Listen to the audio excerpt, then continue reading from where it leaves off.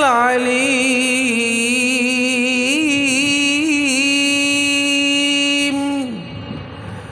من همزه ونفخه ونفثه بسم الله الرحمن الرحيم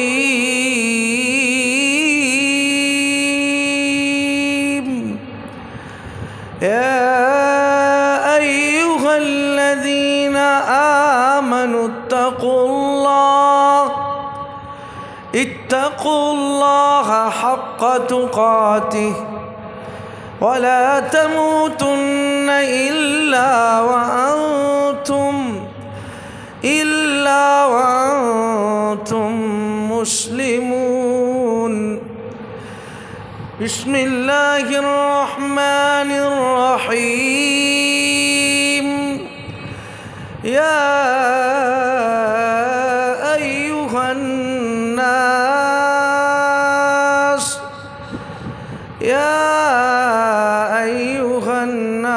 اتقوا ربكم الذي خلقكم من نفس واحدة وخلق منها زوجها وبث منهما رجالا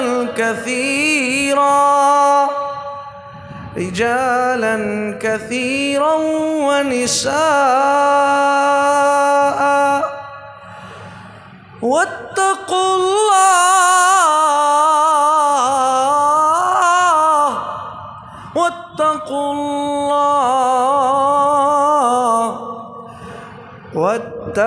الله الذي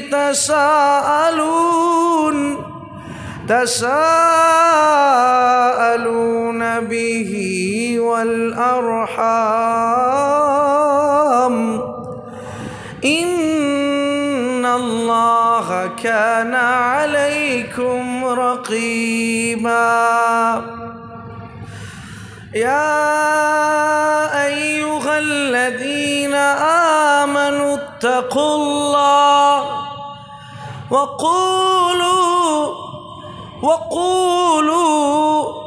وقولوا قولا سديدا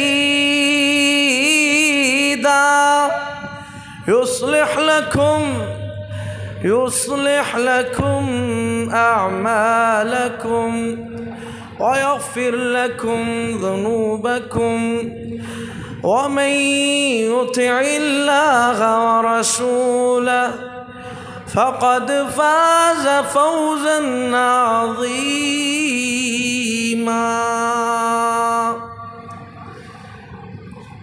قال رسول الله صلى الله عليه وسلم من رأى منكم منكرا فليغيره بيده فإن لم يستطع فبلسانه فإن لم يستطع فبقلبه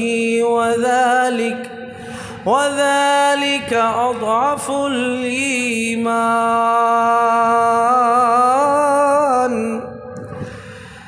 أو كما قال عليه الصلاة والسلام ہر قسم کی حمد و ثنا اللہ رب العالمین احکم الحاکمین پروردگار عالم غوث اعظم غریب نواز داتا دستگیر پالنہار پروردگار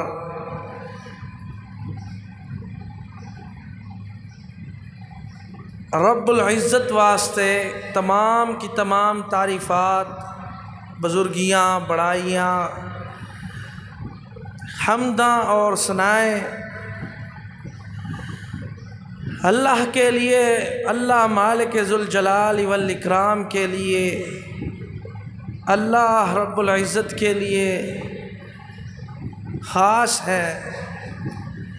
درود و سلام ہو پیارے محبوب کریم رحمت للعالمین، رحمت دو عالم رحمت کونین، پیغمبر رحمت، رحمت دو جہاں،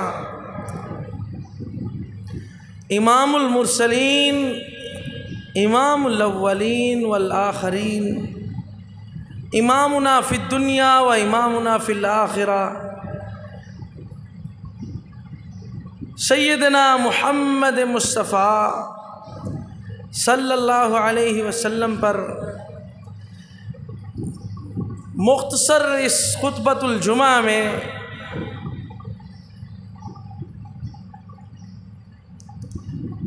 نبی رحمت صلی اللہ علیہ وسلم کی سیرت میں سے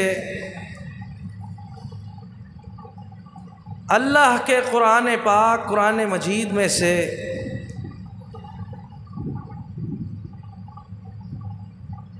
چند ایک باتیں شیئر کروں گا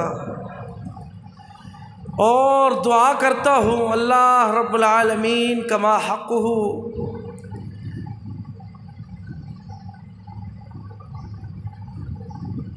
سننے، سنانے، سمجھنے، سمجھانے کی ہمت اور توفیق عطا فرمائے۔ اللہ کی طرف سے بہت بڑی نوازش اور مہربانیاں ہیں جس نے اس لمحات میں ہمیں ہمت بخشی ہے کہ ہم اس کی تعریفی کلمات، اس کے پیارے مذہب اور مسلک، اس کے راستے اور اس کی ہدایت کے راستے کے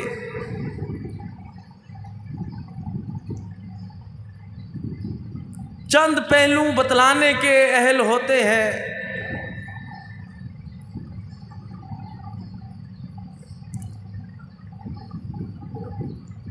اللہ کے دین کے جو پڑھنے پڑھانے والے ہیں، دین کے جو چلنے چلانے والے ہیں، عرش سے نازل ہونے والی ہدایت جسے وحی الہی، جسے قرآن و حدیث، جسے اسلام، جسے ہدایت، جسے فرقان اور جسے علم کہا گیا ہے، اس کی عظمت اللہ تعالی نے اور اللہ رب العالمین کے رسول پیارے محبوب کریم صلی اللہ علیہ وسلم نے اسی طرح بیان فرمائی ہے۔ پیارے پیغمبر رحمت صلی اللہ علیہ وسلم فرماتے ہیں کہ معلم الخیر پر، دین کی تعلیم سکھانے والے پر، قرآن و سنت سکھانے والے پر، خیر سے مراد حدیث اور قرآن کی تعلیم دینے والا ہے۔ دین کی تعلیم سیکھنے والے اور سکھانے والے پر فرمایا اللہ اور اس کی مخلوق بھی، حتیٰ کہ فرمایا فرشتے بھی، اور فرمایا اللہ تعالیٰ کے سمندری مخلوق بھی، مچھلیاں بھی، اور سمندر کے اندر رہنے والی قسم قسم کی اللہ کی مخلوق بھی، حتیٰ کہ بر و بحر میں بھی اللہ تعالیٰ کی مخلوق اس کے لیے کلمات خیر اور دعائیں خیر کرتے ہیں، خیر کی دعائیں کرتے ہیں، اس کے لیے مغفرت کی دعائیں کرتے ہیں، اس کے قدم قدم کی حفاظت کی دعائیں کرتے ہیں۔ جو اللہ کے دین کے لیے نکل پڑتے ہیں، یا سیکھنے کے لیے نکلتے ہیں، یا سن کر سنانے کے لیے، یا سن کر سمجھانے کے لیے، یا سن کر عمل کرنے کے لیے اللہ کے دین کی پاسداری کرتے ہیں، اسی دین کی چند ایک باتیں، اسی ہدایت کی چند ایک آداب، اسی اللہ کے عرش سے نازل ہونے والے کلام مبین کے چند ایک ایسے منہج اور ایسی چیزیں آپ طریقہ کار کہ کس طرح ہمیں اللہ کے دین کو، جو عظمت والا دین ہے، جو قرآن والا دین ہے، جو نبی کی سونی پیاری عظمت والی زبان والا دین ہے، اس دین کے اوپر چلنے والے کے لیے اللہ تعالیٰ نے کس طرح اس کے مقام بھی بنائے گئے اور اس کے آداب اور اس کے احترام بھی بتلائے گئے، اس کے طریقے بھی بتلائے گئے، اس کے طور اور طریقے اور سلیقے بھی بتلائے گئے۔ دنیا میں ہر چیز کے اصول ہوتے ہیں، کیا قرآن و سنت کے بھی اصول موجود ہیں، کیا حدیث پڑھنے اور پڑھانے کے، کیا عمل کرنے کے، دین کو پھیلانے کے، دین کی تبلیغ کرنے کے بھی کوئی منہج اور طریقے اللہ نے اور اس کے رسول نے بیان فرمائے ہیں کہ نہیں؟ جی ضرور فرمائے ہیں۔ چند گوش گزار کروں گا، کوشش تو یہی کروں گا اپنی بات انہی باتوں پہ ختم کر لوں گا۔ پیارے محبوب کریم صلی اللہ علیہ وسلم فرماتے ہیں دنیا میں رہنے والے بڑی بڑی مخلوق آتی ہیں، بڑے بڑے سمجھدار آتے ہیں، بڑے بڑے جگیردار آتے ہیں، بڑے بڑے عہدیدار آتے ہیں، بڑے بڑے دنیا کے، فرمایا دنیا میں رہنے والے انا پرست آتے ہیں، تکبر میں آتے ہیں، گھمنڈ رکھنے والے بھی ہوتے ہیں، بڑے بڑے فرمایا اپنی فخر رکھنے والے بھی ہوتے ہیں، لیکن ہمارے اندر ایک جملہ معروف ہے کہ غرور کا سر ہمیشہ نیچا ہوتا ہے۔ ایک غرور کرنے والے، جس درخت میں تناؤ ہوتا ہے، اکڑ ہوتی ہے، لچک نہیں ہوتی، وہ سیدھا جا گرتا ہے۔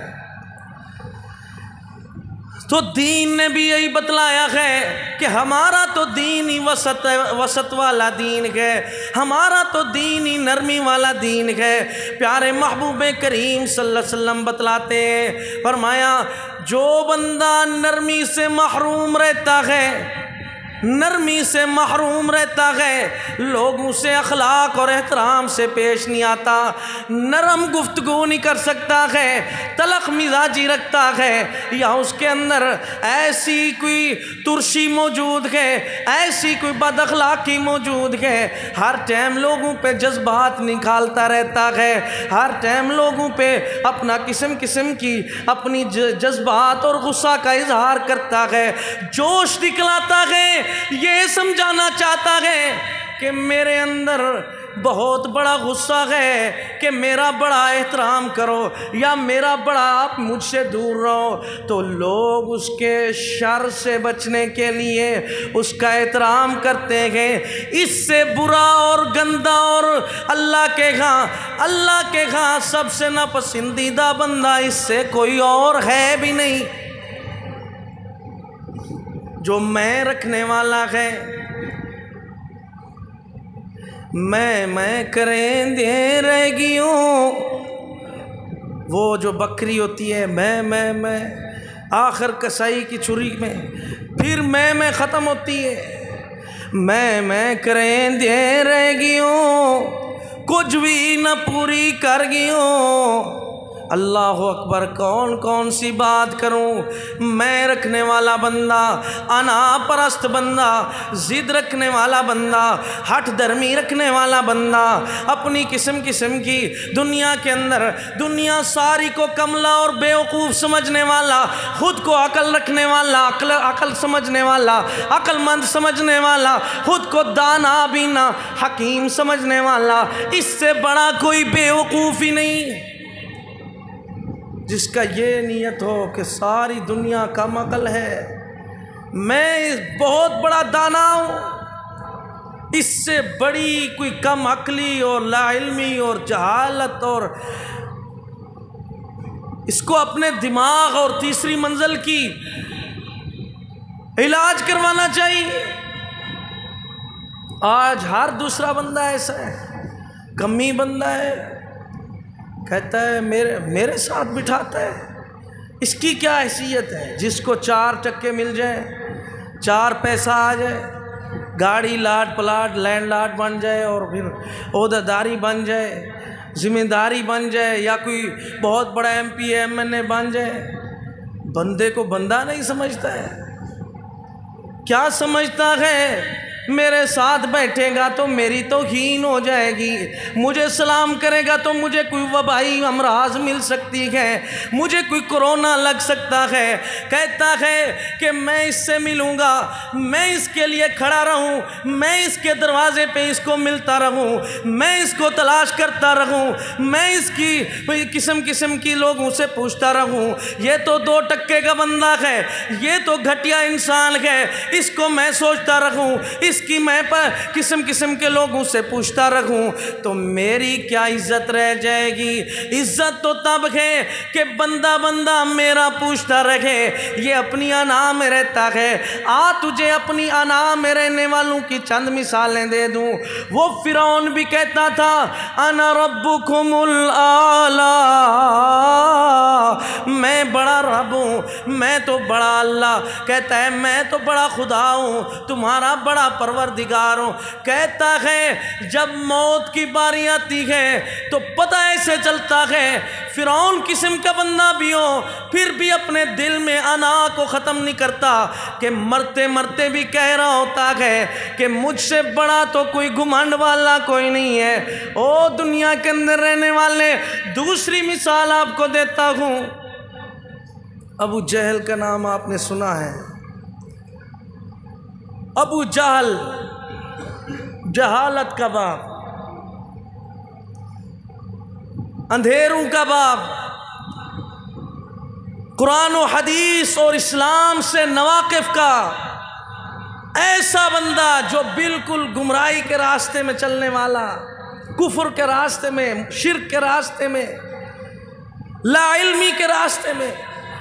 ابو جہل کی بھی بات سناتا ہوں، وہ بھی ایسے مثال بنی ہے کہ سیدنا ابن مسعود، عبداللہ ابن مسعود ایسا صحابی ہے۔ ذہن میں ایک بات آئی، سیدنا عبداللہ ابن مسعود کا ایک واقعہ ہے۔ ابن مسعود رضی اللہ تعالی عنہ، صحابہ کرام ایک دن دیکھتے ہیں سیدنا عبداللہ ابن مسعود کی پنڈلیاں دیکھتے ہیں، پنڈلیاں بہت باریک ہیں۔ سیدنا عبداللہ ابن مسعود نحیف انسان ہے، کمزور انسان ہے، کمزوری کی وجہ سے لوگ ان کی پنڈلیوں کو دیکھ کر ہنس پڑتے ہیں۔ پیارے محبوب کریم صلی اللہ علیہ وسلم کو جب پتہ چلتا ہے، فرماتے ہیں اتنی اللہ نے ان کو مقام دیا ہے، پنڈلیوں کو کیوں دیکھتے ہو؟ ان کی کمزوری کو کیوں دیکھتے ہو؟ ان کی نحافت اور نحیفت اور کمزوری اور پتلا دبلا پتلا انسان دیکھ کر آپ ہنستے کیوں ہو؟ تو اللہ کے ہاں جس کا مقام ہے، اصل مقام والا تو وہ ہے، کامیابی وہی ہے جو اللہ کے ہاں کامیابی ہے، کامرانی اور فلاح اور فوز بھی وہی ہے جو اللہ کے ہاں ہے، آخرت کے اندر کامیابی ہے۔ بتلا رہا تھا ابو جہل کی بات۔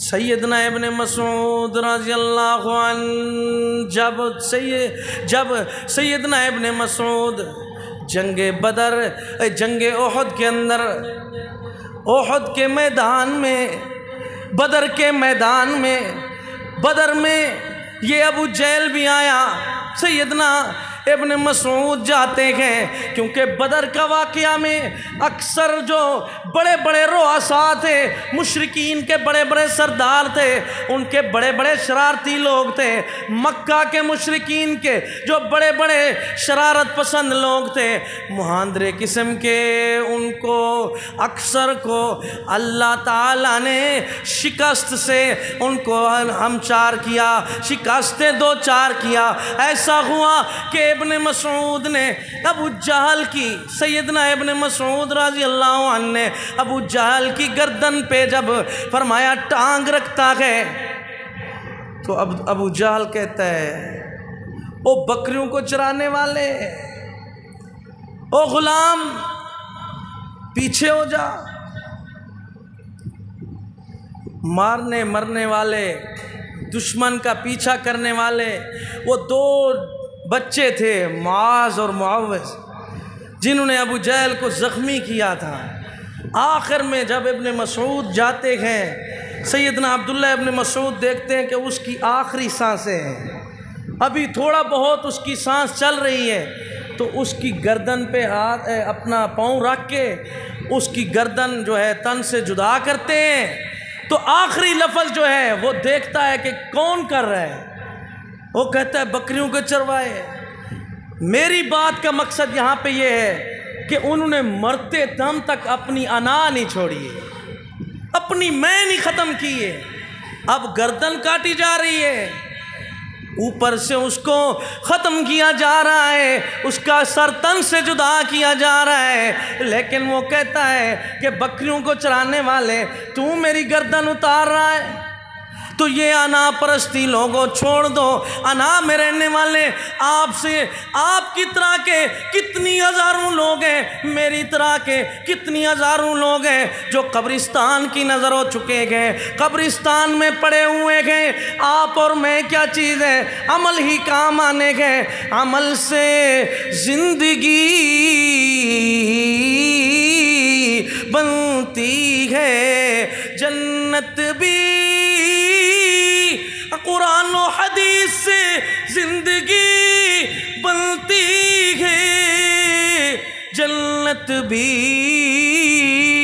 جہنم بھی۔ یہ خاکی اپنی فطرت پہ نہ نوری ہے نہ ناری ہے۔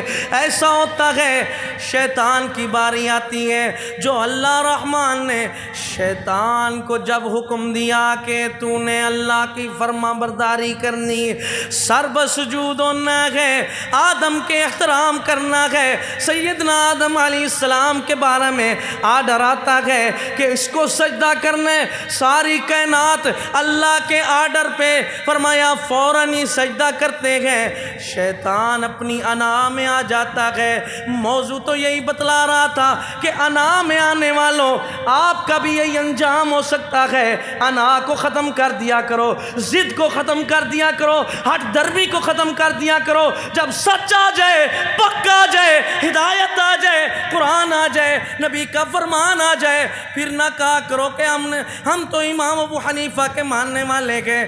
چاروں امام بھی کہتے ہیں ہماری بات قرآن و سنت کے مخالف ہو تو دیوار پہ مارو، اور تو کیوں نہیں مانتا ہے؟ کیسا امتی ہے تو؟ امتی کی بات تو مانتا ہے، نبی کی بات کو چھوڑ دے۔ کہتا ہے میرا امام کوئی، اس کے پاس کوئی دلیل تو ہوگا، میرا جو پیر ہے کہتا ہے اس کے پاس بھی کوئی دلیل ہوگی، انہوں نے بھائی داڑھی کو دھوپ میں سفید کی۔ میرا جو مرشد ہے کوئی ہواؤں میں اڑتا ہے، پانی میں تیرتا ہے، ہمارے لیے وہ رہبر، خیر خواہ، مرشد اور حجت اور دلیل نہیں بن سکتا ہے۔ ہمارے لیے دلیل اللہ کا قرآن ہے، نبی کا پیارا فرمان ہے۔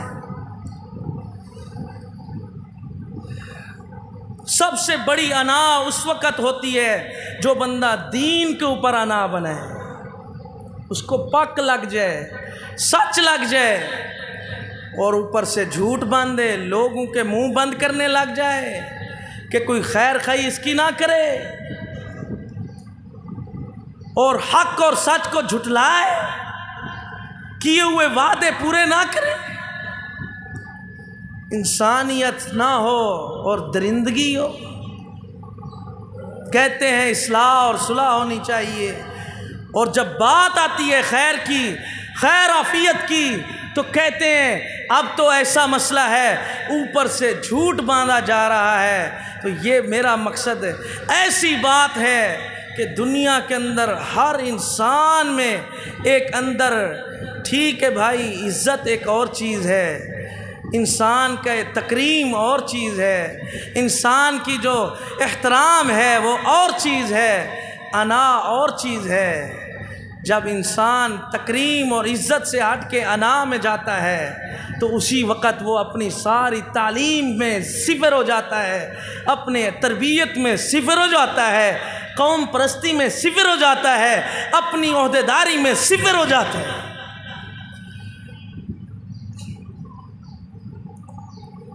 کتنی واقعات ہیں، میرے ساتھ بھی ہیں، آپ کے ساتھ بھی ہیں، لوگوں نے اپنی ہٹ دھرمیاں بنائی ہوئی ہیں۔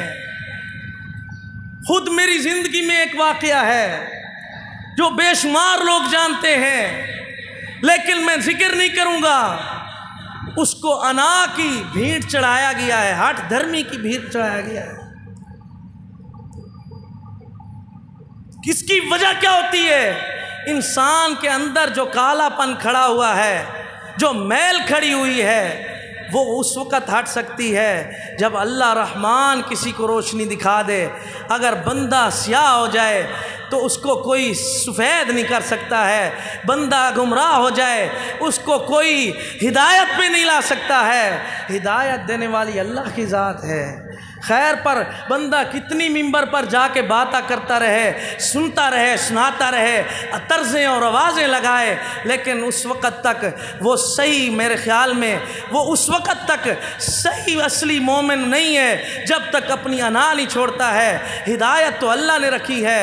فرمایا انک لا تہدی من احببت ولکن اللہ یہدی من یشاء۔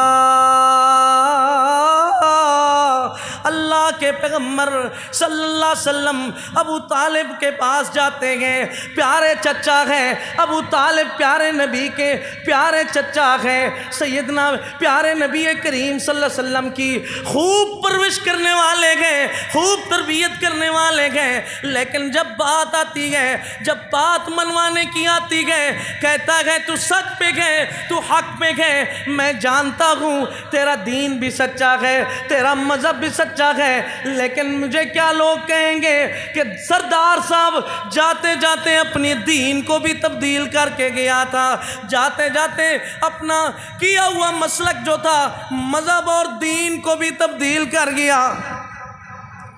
ابو طالب نے انا بنا لی تو اللہ کے پیغمبر صلی اللہ علیہ وسلم روتے بھی ہیں، سوچتے بھی ہیں، پریشان بھی ہوتے ہیں۔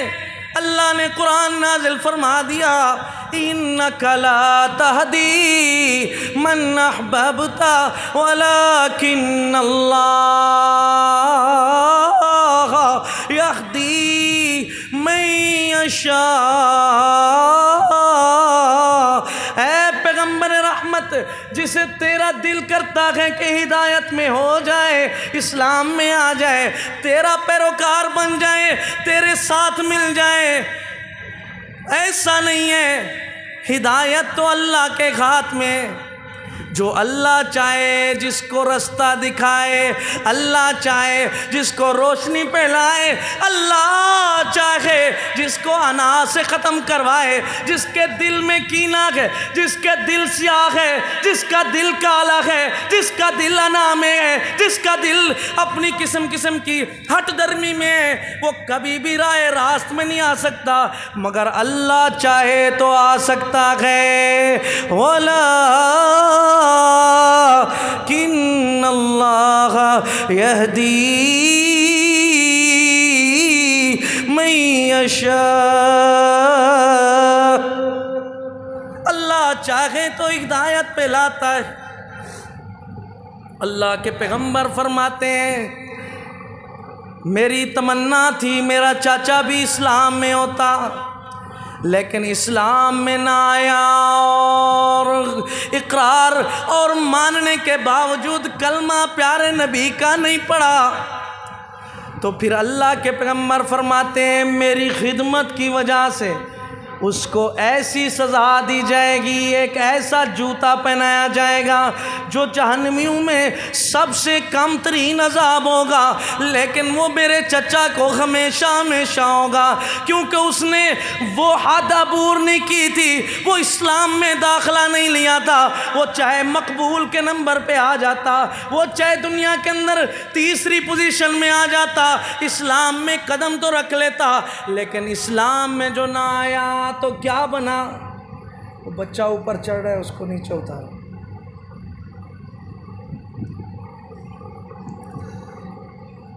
اسلام میں تو نہیں آیا، اللہ کے محبوب صلی اللہ علیہ وسلم کو اتنی پریشانی ہوئی، کیا بنا؟ تو اللہ تعالیٰ کے محبوب نے صلی اللہ علیہ وسلم نے اس کی وضاحت فرمائی کہ اللہ تعالیٰ نے میری ہمدردی کی وجہ سے، میرے چچا کی میرے ساتھ پرورش اور اچھی تربیت کی وجہ سے اللہ نے اس کے عذاب میں تخفیف کی ہے، کمی کر لی۔ کمی ایسے ہوئی ہے کہ ہمیشہ والا عذاب ہے، اور ایسا جوتا پہنایا جائے گا جس جوتے کی وجہ سے اس کا سر جو ہے کھولتا رہے گا، جہنمی جوتا سر کھولتا رہے گا، وہ بھی اللہ کے پیغمبر کی خدمت کرنے والے کے لیے، کیونکہ وہ مسلمان نہیں ہوا ہے۔ تو آپ اور میں کون ہیں؟ آپ اور میں کون ہیں؟ آپ کا پیر کون ہوتا ہے؟ امام کون ہوتا ہے؟ اوپر سے کہتا ہے نبی تو زندہ ہے، نبی تو مشکل کشا ہے، علی تو زندہ ہے، علی تو مشکل کشا ہے۔ تو کیسا مشکل کشائی کرنے والا، سمجھنے والا ہے، زندہ بھی مانتا ہے، پھر اپنے پیر کو بھی مان لیتا ہے، زندہ بھی مانتا ہے، نبی کو زندہ بھی مانتا ہے۔ نبی کے ہوتے ہوئے، اللہ کے نبی کے ہوتے ہوئے صحابہ نے آپ کے وضو کے قطرے، وضو کے پانی کو بھی نیچے نہیں گرنے دیا۔ نبی کے ہوتے ہوئے صحابہ کرام نے فرمایا نبی علیہ السلام کے پسینے کو بھی خوشبو میں داخل کیا۔ آپ کیسے نبی کی زندگی کو مانتے گئے؟ نبی کی زندگی تو اہل حدیث کے طالب علم سے پوچھ، قاری عبدالرحیم کلیم کے مرکز توحید چوک رٹا ڈیرہ غازی خان کے طالب علم سے پوچھ کہ آپ کو بتائے گا نبی کی حیات کو میں کیسے مانتا ہوں، نبی کی وفات کو میں کیسے مانتا ہوں۔ فرمایا اللہ کا قرآن جو کہتا ہے کیسا تو نبی کی زندگی مانتا ہے۔ ربیع الاول آ رہا ہے، کہتا ہے نبی آنے والا ہے، کرسی چھوڑ رہا ہے، نبی آنے والا ہے۔ تو تیرے دنیا کے یہ مرشد پیر کس کھاتے کے ہیں؟ نبی کے ہوتے ہوئے تو صحابی سیدنا ابوبکر صدیق امامت کے حقدار نہیں بنے۔ ہاں، جب اللہ کے پیغمبر نے اجازت دے دی، نبی کے ہوتے ہوئے تو عبدالرحمن ابن عوف نے اس وقت امامت کروائی جب نبی علیہ السلام نے خاموشی کر لی۔ جو میرے بھائیو، جب نبی علیہ السلام اجازت دیتے ہیں کسی کو مقام بنتا ہے، لیکن آپ کی بشارتیں سیدنا ابوبکر صدیق کے بارے میں، عمر فاروق کے بارے میں، سیدنا عثمان غنی کے بارے میں، سیدنا علی رضی اللہ عنہ کے بارے میں، خلفائے راشدین، عشرہ مبشرہ اور تمام صحابہ کے بارے میں عظمتیں تو بہت زیادہ تھی، لیکن نبی کے ہوتے ہوئے کوئی حکمران بھی نہیں بن سکا، کوئی نبی کے ہوتے ہوئے امامت کا حقدار بھی نہیں بن سکا، کوئی نبی کے تو کیسا ماننے والا ہے؟ کہتا نبی کا ہے، نبی کا امتی کہلانے والا امام کو کیسے آگے لے آتا ہے، پیر کو کیسے مرشد بنا لیتا ہے؟ عقیدہ تو تیرا ہے نبی زندہ ہے، کہتا ہے ایسے زندہ ہے جیسے میں زندہ ہوں، جیسے ہم زندہ ہیں۔ تو گویا یہ تو بہت بڑا توہین اور الزام آتا ہے ان صحابہ کے اوپر، ان صحابہ پر الزام آتا ہے جن صحابہ کے بارے میں اللہ کا قرآن آتا ہے فَإِنْ آمَنُوا بِمِثْلِ مَا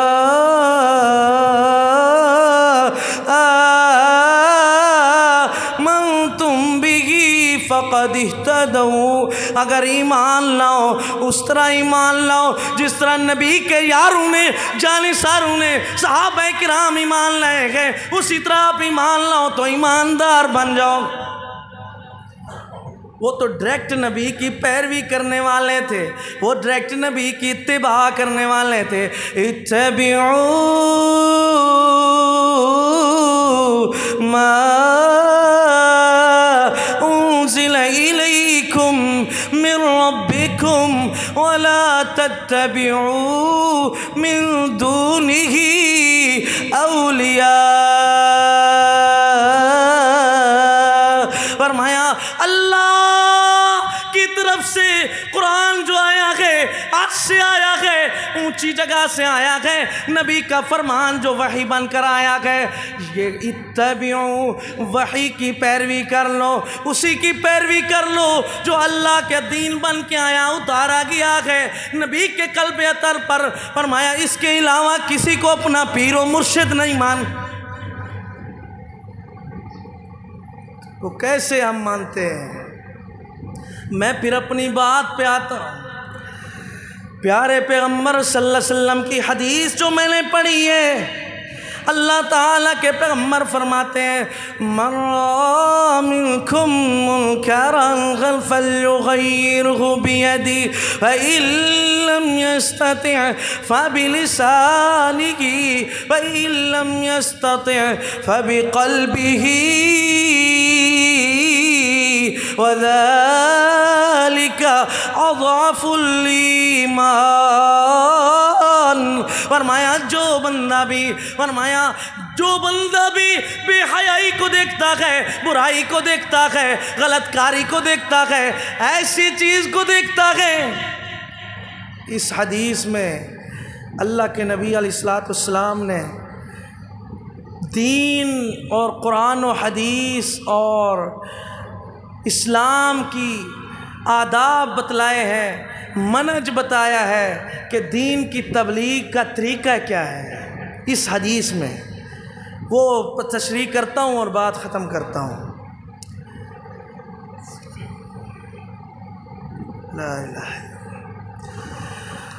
پیارے پیغمبر فرماتے ہیں، چھوٹی سی حدیث ہے، من رأى منکم منکرا، ٹائم تو مختصر ہے، فرمایا جس نے بھی کوئی بے حیائی دیکھی، فرمایا من رأى منکم منکرا فلیغیرہ بیدہ، جس نے بھی کوئی منکر چیز دیکھی ہے، بے حیائی والی بات دیکھی ہے، بس چاہیے کہ اس کو دیکھے تو اس میں غیرت ایمانی ہونا چاہیے، اس میں غیرت قرآنی ہونا چاہیے، غیرت نبی کا فرمان والا ہونا چاہیے، غیرت حدیث والا ہونا چاہیے۔ ایسا کرے اس کی غیرت جاگ جائے، اللہ کرے تیری میری بھی غیرت جاگ جائے۔ گھر تو اہل حدیث کا ہوتا ہے، دکان بھی اہل حدیث کی، معاشرہ بھی فرمایا اسلام کا ہوتا ہے، لیکن بات شیطان کی کیوں ہوتی ہے، آواز شیطان کی کیوں ہوتی ہے؟ یہ دنیا کے اندر قسم کے دنیا کی آوازیں اور موسیقی کیوں آتی ہیں؟ بندہ تو کہتا ہے میں بڑا اہل سنت ہوں، میں بڑا عاشق رسول ہوں، میں بڑا اہل حدیث ہوں، تو جب آوازیں شیطان کی آ رہی ہیں تو اس کے پتہ چلتا ہے پیارے نبی کا فرمان آتا ہے من رأى منکم منکرا فلیغیرہ بیدہ، چاہیے کہ اپنے فرمایا ہاتھ سے تبدیل کر لیں۔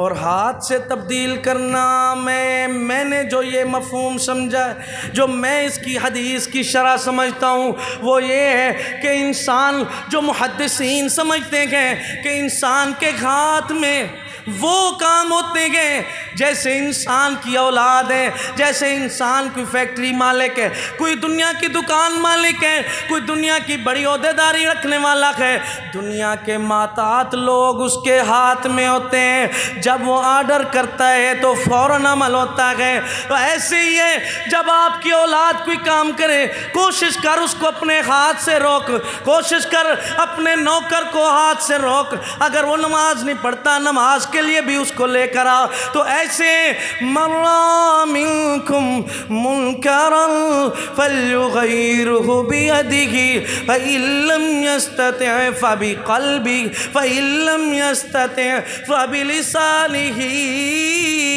اور دوسرے نمبر پہ فرمایا جب اس کی بھی طاقت نہ ہو تو اپنی زبان سے منع، زبان سے روکے۔ کس طرح روکنا ہے؟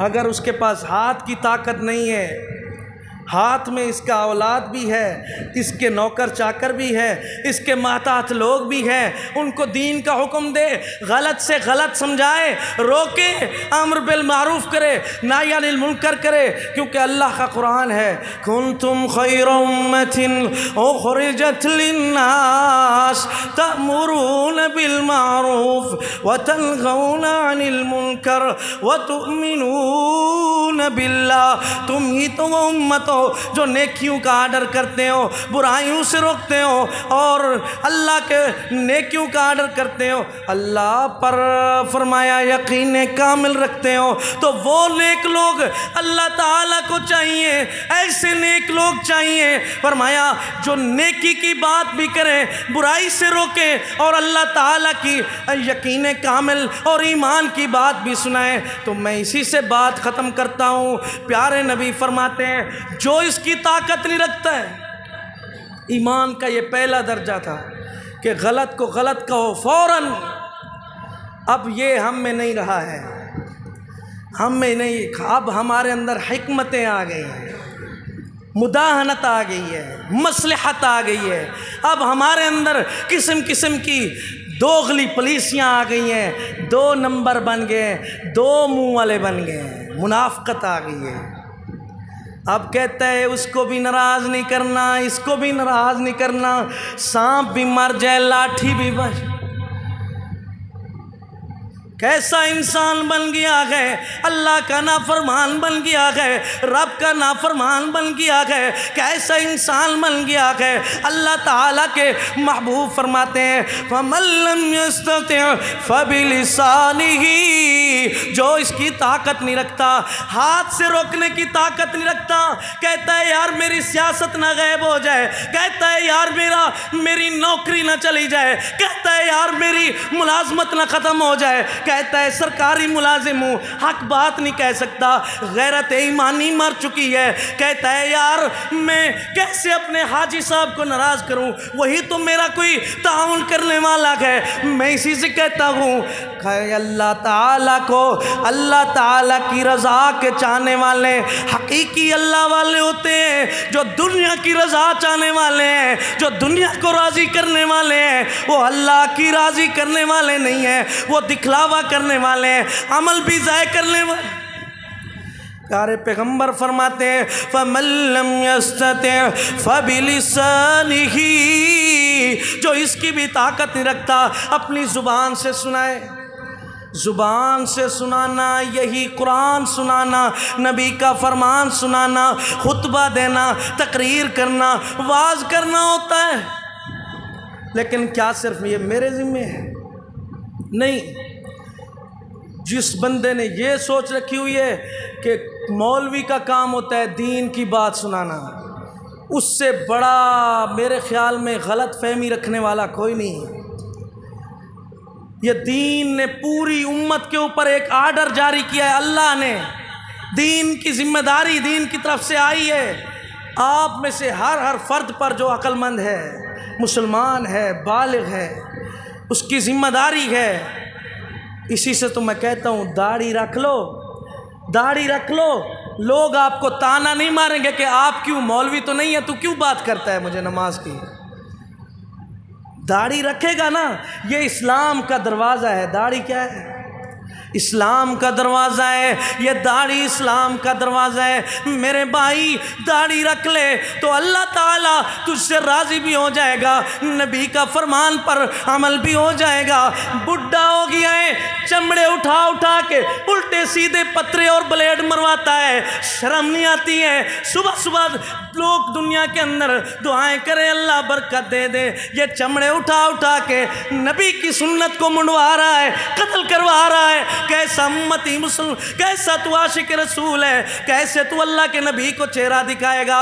وَعْفُ اللِّحَا وَفِّرُ اللِّحَا، اللہ کے محبوب فرماتے ہیں داڑھیوں کو چھوڑ۔ وہ کفر، کافر، سکھوں کا گرو، اس نے کہا ہے بالوں کو چھوڑو، انہوں نے اتلے تلوے سب چھوڑ دیے، سب معاف کیا ہوا ہے، پوچھیں بھی رکھا ہوا ہے۔ ہم نے کیا کیا ہے؟ ہمارا قرآن بھی سچا، ہمارے نبی کی زبان بھی سچی، ہمارے نبی کا فرمان بھی سچا، ہمارا مکہ بھی سچا، ہمارا مدینہ بھی سچا، ہمارا قبلہ بھی سچا، ہمارا قرآن بھی سچا، مسجد بھی سچی، اسلام بھی سچا، لیکن ایمان کچا۔ ایمان کچا اس لیے ہے کہ عمل مضبوط نہیں ہے۔ جب چہرہ تو اسلام والا نہیں بناتا ہے، کہتا ہے یار بیوی نہیں مانتی ہے، کہتا ہے یار معاشرہ کیسے مانے گا، کہتا ہے یار یاروں کو کیسے میں یاروں کو کیسے اپنے دنیا کے اندر یاریاں کیسے نبھاؤں گا، دنیا کی یار سیلفی کا دور آ گیا ہے، سب تو داڑھی مونڈنے والے ہیں، میں کیسے داڑھی رکھوں، مجھے ملا اور مولوی بولیں۔ اس لیے میں کہتا ہوں یہ ایک امت کے اوپر اللہ کا آرڈر تھا، اور اللہ نے فرمایا ہے کہ یہ میں نے لگائی ہے داڑھی۔ خلقنا الانسان فی احسن تقویم، لقد خلقنا الانسان فی احسن تقویم، انسان کو خوبصورت بنایا ہے داڑھی کے ساتھ۔ انسان کہتا ہے نہیں، اللہ کے نبی نے پھر فرمایا جو عورت کی مشابہت کرتا ہے اس کے اوپر لعنت ہے۔ لعنت کا مطلب سمجھتے ہو؟ رحمت سے دوری ہے۔ بھائی کام کرنا ہے تو سیدھی بات ہے مخلص ہونا پڑے گا، اگر نبی کے امتی کہلوانا ہے تو سچی داڑھی رکھو، نبی جیسا چہرہ بناؤ، نبی جیسی زندگی بناؤ، پھر آپ کو امتی کہلوانے کا حق ہے، ورنہ پیارے نبی بھی قیامت کو بھگائیں گے، آپ کو دوڑائیں گے، واپس پھٹکار ہوگی، مار ہوگی، بھرمار ہوگی، موسلادھار ہوگی، اور سحقن سحقن لمن غیر بعدی، پرے ہو جا، دور ہو جا، دفع ہو جا، جس نے میرے بعد میرے جیسا چہرہ بھی نہیں رکھا ہے، میرے بعد میرے جیسا دین بھی نہیں رکھا۔ کیسے نبی کے سامنے کہتا ہے حوض کوثر مل جائے، نبی کے سامنے چہرہ کیسے دکھائے گا؟ کہتا ہے نبی کی شفاعت مل جائے، کیسے چہرہ دکھائے گا؟ مولویوں کو چند پیسے کھلا کے کیا تو دنیا کے اندر کوئی کامیابی لے گا؟ کوئی دنیا کے اندر چند ٹکے کسی کو دے کر تو اپنا جنت خرید سکتا ہے؟ ایسا تو ممکن ہی نہیں ہے۔ یہ جو دنیا کے اندر کھانے کے پاج بنانے والے، ایسی دنیا مخلوق موجود ہے جو کہتی ہے آپ اتنی خرچہ کر لو، اتنی خیرات کرو، شاید آپ کو نجات۔ ایسا نہیں ہے، یہ کوئی خالہ جی کا واڑہ نہیں ہے، اللہ کے دین کی بات ہو رہی ہے۔ جنت ایسے آسان نہیں ہے، اللہ نے قرآن اور حدیث آسان کیا ہے تاکہ تجھے جنت ملے۔ تو نے جب جنت کے لیے قرآن حدیث کو منہ موڑا ہے، اپنے پیروکاروں، اپنے مرشد اپنے بنائے ہیں، بڑے پیٹ والے، بڑی دستار والے، تو کامیاب نہیں ہو سکتا ہے۔ میں بات کر رہا تھا کہ سمجھتے ہیں مولوی کا کام ہے قرآن سنانا، نبی کا فرمان سنانا، تو آپ جب داڑھی رکھو گے تو آپ کا دل بھی کرے گا نماز پڑھنے کو اور لوگوں کو کہنے کو، آپ کا دل بھی کرے گا قرآن پڑھنے کو، قرآن سنانے کو، آپ کا دل بھی کرے گا اپنی حتیٰ کہ آپ کا چہرہ دیکھ کر آپ کی اولاد بھی ارسی ٹرسی کند ایرٹ ٹرسی وہ پچھو تیرے نال ہوسی۔ اگر تو بھی نمازی ہے تیری اولاد بھی ویسے ہوگی، اگر تو قاری ہے تیری اولاد بھی ویسے ہوگی، اگر تو دیندار ہے تیری اولاد بھی ویسے ہوگی، اگر تو مسجد میں آتا ہے تیری اولاد بھی ویسے ہوگی۔ اگر تو بے نمازی ہے، تیرا چہرہ کالا ہے، تیرا چہرہ کوئی دنیا کے اندر پھٹکار ہے، منہ پہ کچھ سیاہی ہے، تو ایسے ہے تیری دنیا بھی ایسے ہے، تیری اولاد بھی ایسے ہے، تیرے بعد بھی ایسے رہیں گے، اور تیرے اوپر سب وبال رہے گا۔ اللہ کے پیغمبر کی حدیث ہے 7 سال کی عمر ہو بچوں کو نماز کا حکم دو، 10 سال میں بستر بھی الگ کرو اور نماز کے لیے مارو۔ اگر نہیں سمجھتا ہے، اگر نہ پڑھتا ہے تو میرے بھائیو یہ سیرت نبی کب ہم عمل کریں گے؟ خالی کھوکھلے دعوے کرتے ہو، کھوکھلے نعرے مارتے ہو، کھوکھلے عشق رسول کے دم بھرتے ہو، حرمت رسول پر جان بھی قربان ہے۔ نبی کے اوپر تو ایک داڑھی ایک بال بھی نہیں رکھ سکتا ہے، نبی جیسا تو نبی کے لیے تو ایک بال بھی قربان نہیں کرتا ہے، کیسا تو نبی کا امتی ہے؟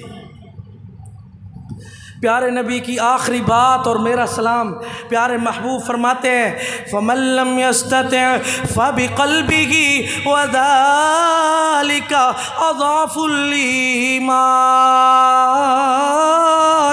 جس کے دل میں فرمایا جب وہ ہاتھ سے نہیں روک سکتا ہے، زبان سے نہیں روک سکتا ہے، فرمایا پھر ایسا کرے زبان سے بھی نہیں روک سکتا ہے تو ایسا کر لے اپنے دل سے برا سمجھے۔ دل سے برا سمجھنا یہ نہیں ہے بندہ داڑھی رکھ کر گانے کی محفل میں جاتا ہے، سب کو اور چہرے کو ڈانپ لیتا ہے، ایسے کر کے موحد اہل توحید اہل حدیث بھی گیا ہوا ہے، ایسے منہ چھپایا کہ مجھے کوئی دیکھ نہ لے۔ حاجی بھی گیا ہوا ہے، شادی میں بے پردگی ہو رہی ہے، عریانی ننگیج اور دوسروں کی عورتیں پھر رہی ہیں، حاجی صاحب بھی بیٹھے ہوئے ہیں، ایسا اہل حدیث بھی بیٹھا ہوا ہے۔ یہ نبی کی بات پر عمل نہیں ہے، یہ ایمان کی غیرت نہیں ہے، یہ ایمان کی قوت نہیں ہے، یہ ایمانی قوت نہیں ہے، یہ غیرت ایمانی مر چکی ہوئی ہے، تو پھر بندہ بیٹھا رہتا ہے بغیرت بن گیا۔ اسی سے تو ہمارے عمل زہر ہوئے ہیں، اسی سے تو ہمارے اوپر عذاب آ رہے ہیں، اسی پر ہمارے لیے گندے حکمران آ رہے ہیں، اس لیے ہمارے لیے حالات اچھے نہیں ہیں، ہمارے کردار اچھے نہیں ہیں۔ میں یہی کہتا ہوں، پیارے نبی فرماتے ہیں فَمَن لَّمْ يَسْتَطِعْ فَبِقَلْبِهِ وَذَلِكَ أَضْعَفُ الْإِيمَانِ۔ فرمایا جو دل سے بھی برا سمجھتا ہے یہ ایمان کا سب سے کمزور اور نچلا درجہ ہے۔ دل سے برا سمجھتا ہے، چپ کر جاتا ہے، حکمت کا تقاضا کرتا ہے، کہتا ہے حکمت یہی ہے بھائی سب کا احترام کرو، سب ٹھیک ہے، سب ٹھیک ہے تو جنت تو ایک ہے، صراط مستقیم ایک کیوں ہے، قرآن حدیث کا راستہ ایک کیوں ہے؟ نبی فرماتے ہیں جنت میں ایک فرقہ جائے گا، 72 جہنم میں جائیں گے، کیوں فرمایا ہے؟ مجھے بتاؤ، سب ٹھیک ہے تو کیوں فرمایا ہے؟ اللہ نے 2 راستے دیے ہیں، یا جنت کا ہے یا جہنم کا ہے، تو کہتا ہے سب ٹھیک ہے۔ علماء نے، محدثین نے یہ قرآن مجید کی مسافت دیکھ رہا ہے، اتنی بقدر حدیثیں مثال دے رہا ہوں، صحیح ہے، باقی اگر مسجد جتنی کر لو ضعیف حدیثیں ہیں تو پھر بھی ان کو نہیں چھوڑنے کو تیار ہے، یہ بھی تو حدیث ہے۔ وہ علماء نے اس لیے لکھی تھی کہ یہ ضعیف حدیث کو بھی پتہ چل جائے کہ ضعف ہے اس میں، لیکن ہم نے اس کا ٹھیکہ لے لیا ہے، عمل کرنے۔ صحیح احادیث اس کا ذخیرہ ہمارے لیے کافی ہے، اور وہ تھوڑی احادیث ہیں۔ میرے بھائیوں کوشش کرو، دین صحیح پر عمل کرو، قرآن و حدیث پر چلو، اس طرح نہ کرو کل کو آپ کے لیے شرمندگی ہو۔ اللہ سے دعا ہے اللہ تعالیٰ کما حق و عمل کی توفیق عطا فرمائے، جب تک زندہ رکھے اسلام پہ رکھے، جب موت آئے شہادت اور ایمان کی وفات نصیب فرمائے۔ وآخر دعوانا